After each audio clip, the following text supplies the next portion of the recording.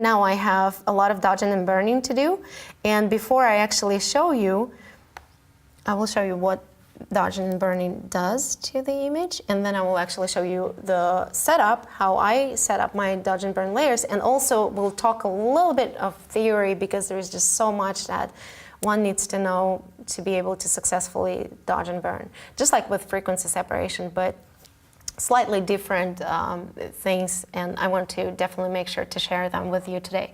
So this is what I've done with the dodging and burning, and I don't hesitate to add more and more dodge and burn layers. I work with the curves, and I'll show you the setup, but my point is I start with just one set of dodge and burn curves. I work on some areas, and then if I need to kind of get back, I will work all over the face. And once I get back to the area where I've already applied some brush strokes, I just don't want to mess it up. If I'm happy so far, I don't want to mess it up. I'll just add another set of dodge and burn layers, and I will work over that same area, but I will make sure that I don't mess that up because I can just delete or change the opacity or do whatever I want because it's in a different set of layers. And that's why I usually have a whole bunch of dodge and burn sets within one dodge and burn folder. So before I actually show you how I do it manually, I want to get back to my presentation, if I can figure out how to do that. No, come on. And then there it is. And then I want to talk a little bit about dodging and burning. Okay, come on, move. It won't move for me.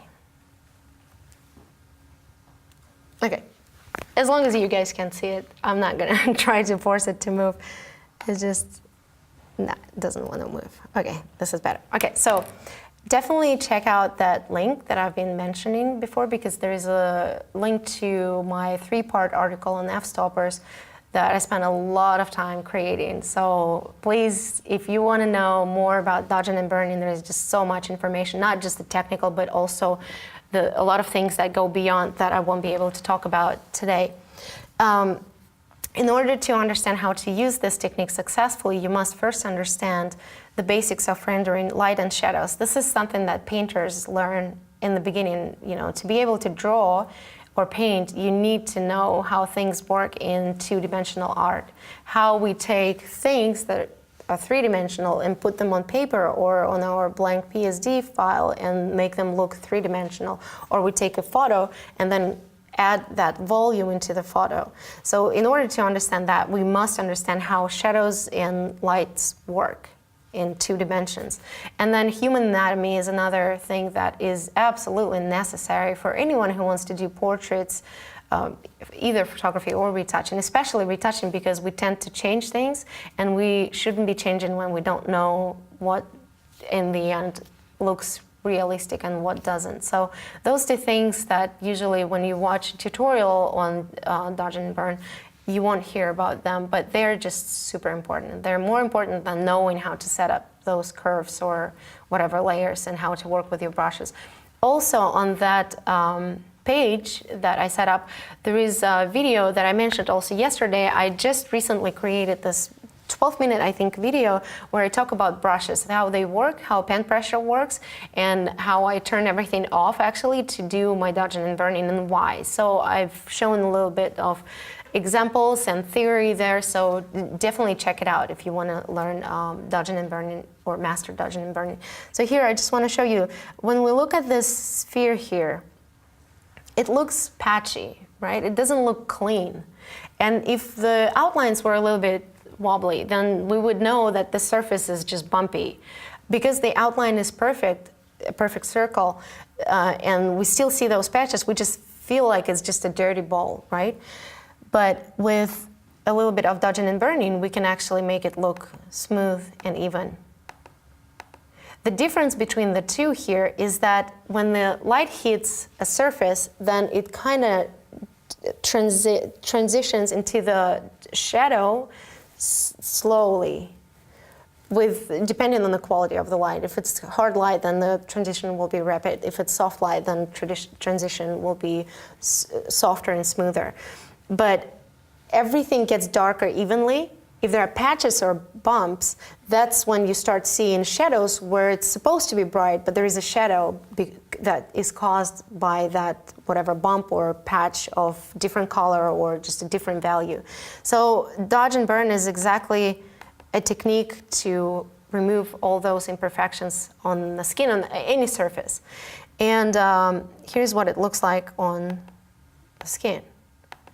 So all those little shadows, little bumps, smaller, bigger patches, that's what dodging and burning helps us do.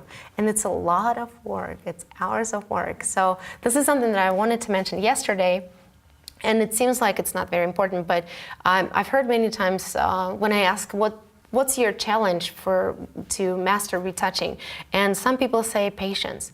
And I feel like patience should be if you have to force yourself to do it, it's probably not your thing. So if you're a photographer and you still need retouching to be done to your images, you're probably better outsourcing something, because nothing good will come out if you have to force yourself into doing this, because it's hours of work. And if you do love it, but you're trying to kind of, set yourself up for success, then this is what I've done for myself. I know that I always retouch in the evening. When it's dark outside, I don't want to leave in the basement and retouch during the day, so I just wait until it gets dark. I go to the gym in the evening, I come back, eat, shower, sit down, put my laptop or my iPad here, Netflix, YouTube, documentaries, whatever, and I sit and retouch for 3-4 hours a day. Absolutely every day, unless I'm traveling, because I hate retouching on the small computer.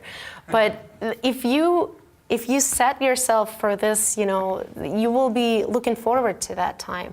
And you won't even notice how 3-4 hours pass by and it's just gone, and you just can't wait until you come back home next day and do it the same and watch whatever shows you have. Yeah.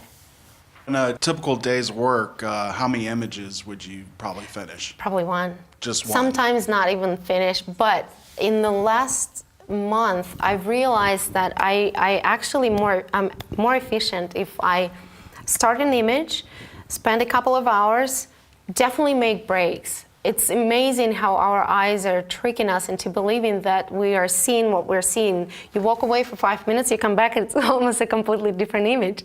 So especially when it comes to dodging and burning, so many times, it happened to me a million times, but also happened to other people I've talked to. I sometimes set up my dodging and burning, and I'm dodging, and I'm seeing that I'm dodging. It's very slow, but it's brightening, and then I realize 2 minutes later that I'm actually working with a black brush over a black mask. So I'm definitely not doing anything, but I can swear that I was seeing that I'm dodging.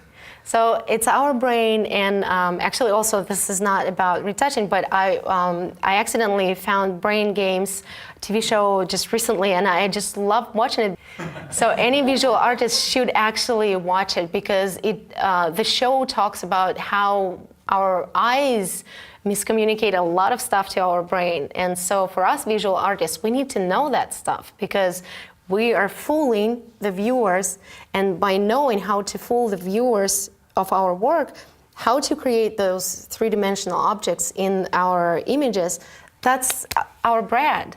So we must know how the human visual system works. And this is exactly what I wanted to talk to you about just a little bit. And kind of following up on that question, what I found recently is that starting an image, working for a couple of hours, making breaks, coming back, progressing a little bit further, then shutting it down, saving of course, opening another image, continuing working on something else, then closing it down, probably a couple images per night. I definitely won't finish completely, because again, when you work with beauty, you have the face so close, there is a lot of dodging and burning, and it's just a lot of time.